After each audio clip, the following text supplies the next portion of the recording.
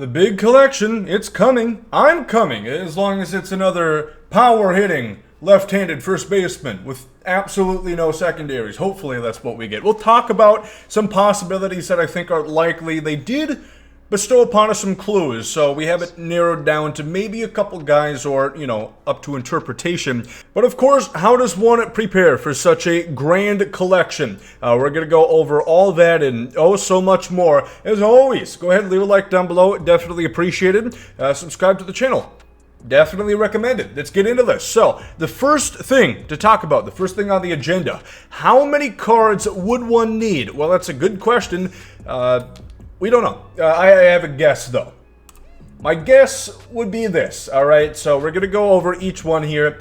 For cover athletes, I think it is going to be a lot like the Jackie Robinson program last year, right? The 42, where you need to get Joe Mauer in order to have this done. So you get Joe Mauer from all the cover athletes. That is going to be one voucher towards the big collection, right? For Takshi, that is its separate collection. That is dropping on a separate date. That is coming on Tuesday, if my mind remembers. Yep, not getting too old yet. Still have some semblance of memory. I gotta remember what I ate for breakfast this morning, so mine's doing well, churning on all aspects. So the next one, we have milestones, awards prime. Those are going to be a little bit different, right? Because there's not too many cards. My guess would be about 3 milestones, if Gomer would get his fat ass out of the way here. 5 signatures, 5 awards, and 7 primes. So a lot of this I'm basing off of last year, right? Our first big collection was Mariano Rivera, a reliever, yes, but I think it would be accurate to say it's about the same amount of time that has passed from this year and last year when we got our first big collection. And to imagine this is probably the going rate of number of cards. They typically like to put it on an even number. But one other thing to note, that Reggie Jackson is confirmed. We have a brand new award series card coming in the ranked seasons. So that's going to be another one. Then you go look here, event with legend, pitcher, and hitter rewards. Could be awards, Takshi card in the new ranked seasons, a Takshi pitcher. So there's going to be a couple more, but generally this is what I am considering for this right now. 25 prospects, I think that's fair. Last year I think it was 20, but this collection came out a little bit after when it did last year. Monthly awards 15, tops now 13. That's what I expect as far as that goes. Second half heroes 10, rookie 20, breakout 25, all-star series 40. Pretty big margin right there. 20 veterans and 5 postseason. Generally speaking, it's about 80% of any given collection, give or take, right?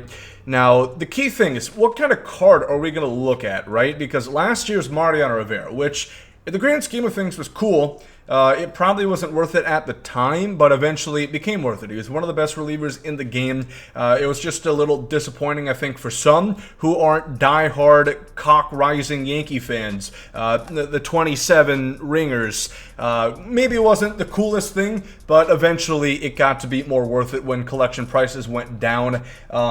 So it's tough to say. There is a couple hints, and I'll roll one right here. There might be a couple friends not there. Jimmy Rollins, Cliff Lee come to mind, and, I just forgot about them, Hit.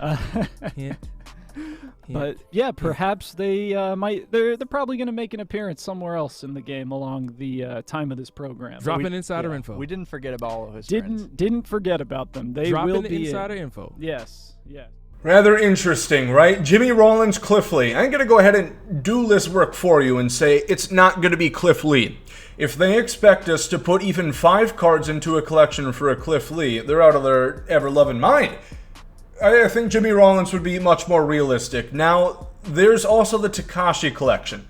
I think it's either one of those for Jimmy Rollins. He's either going to be the big collection here, or he's going to be Takshi. In my eyes, it makes more sense for Takshi.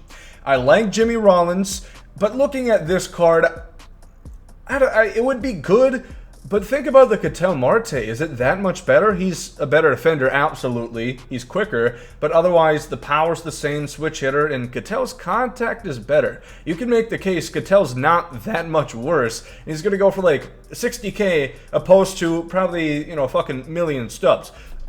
You tell me, which is more worth it. So I think it would make more sense for Jimmy Rollins to be the Takshi series legend, and then Cliff Lee maybe comes out in an event. Maybe he's the other Takshi card of the rank seasons, right? And then we're going to see somebody else separate. That is going to be in the big collection. Let me know what you guys think about that. I don't know. A reliever makes a lot of sense, but again, it wouldn't be the coolest thing, right? And there's not too many 99 overall relievers, legend-wise, that they even release on a year-to-year basis. So you think a position player, it's probably not going to be like Babe Ruth, right? Let's be realistic. Don't expect Mickey Mantle to go ahead and walk out those pearly gates here, because I don't think that's going to be the case. It seems unlikely for them to drop one of the best cards in the game right now. I'm assuming it's a 99, but then again, they don't explicitly say that it's going to be a 99. There could be a chance that it is not, or if anything else, it could be a big guy like Mickey Mantle, but it might get nerfed like we saw with the Frank Thomas. He's still a good card, absolutely, but if you go ahead and compare this card to the Team Affinity of last year, it is substantially worse. I think it was 125s across the board, and now he's got that measly 106 contact left and power right respectively. I mean, good lord, man. Learn how to hit. Maybe you need some more nugenics, a little bit more testosterone replacement, and you'll be able to hit the ball a little better. Come on, buddy. But I do think it will be good. I'm expecting good things from the collection. A couple other things to note. We talked about how many you're going to need. Again, face of the franchise. Everything, this is my opinion, right? I could be wrong. I think generally I'm right in the sense of 80% is approximately what you should plan on if you're going after this breakout all-star cards. Another thing that you're going to want to consider is a lot of these things, like these easy little Philly cards to obtain, right? It might seem paltry, a 67 overall Ryan Howard, a Carlos Delgado. They don't go for anything, but they're going for quick sell value, right? So this is not a bad investment in the grand scheme of things. If you're going to need a bunch of these card series, why not just throw a couple stubs on them? If you guys did invest in those gold flashbacks and legends, such as the Trey Mancini was one of them, starting to see a big boost already in those. He was going for quick sale value. Now he's up to about 2,000 stubs. That's a pretty decent upcharge. So there's been stubs to be made. Hopefully you got to jump in on that. Again, this is going to be a lot easier, probably, if you have at least the majority, if not all, of Lime Series collections done, because there's a ton of them. Even if these cards aren't usable, I'm looking at something like you, Robin Yount. In comes the 5,000, okay? Incoming the 5,000 people that paralleled Robin Yount say, Gomer, this card's actually meta. Shut up. Could be the case. Once I get him, I'll find out. I'll start him over Trout. He's down to a 95, hardly usable these days.